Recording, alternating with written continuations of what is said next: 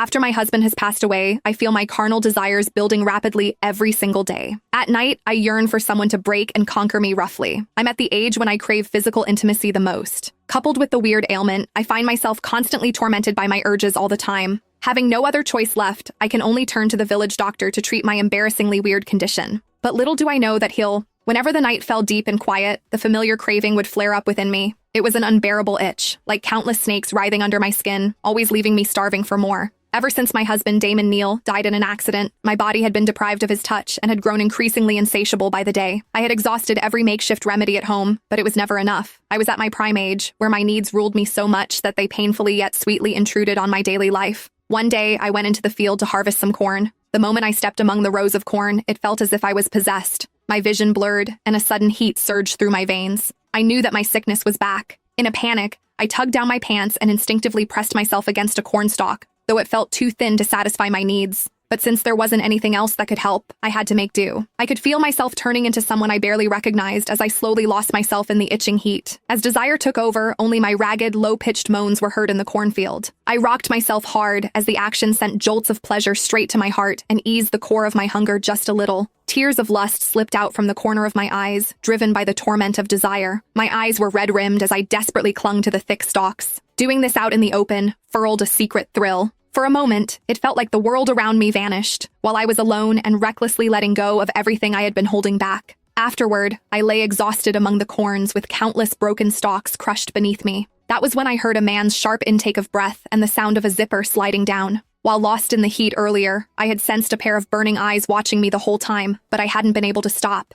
Now, I peered through the thinning leaves and saw a pair of a man's long, pale hands moving steadily with a rhythmic intensity. That scene made me swallow hard. I had never seen such formidable manhood, enough to put the late Damon to shame. Mesmerized, I watched and started imagining how satisfying it would feel inside me. Only the two of us were in the cornfield, which meant that he must have seen every shameful, unrestrained move I had made. At that thought, my body started responding and was once again overwhelmed with heat. I couldn't help but feel embarrassed that at my age, I was still capable of stirring someone on like this. When I stood up to get a better look at his face, he fled in a hurry. I couldn't help feeling a pang of regret, knowing that if we had taken things further, he would have torn through my defenses and left me shattered in the best way possible. I snapped off a few ears of corn and headed home. As I turned to leave, I caught sight of the damp earth beneath me, and my ears burned a deep, flushed red.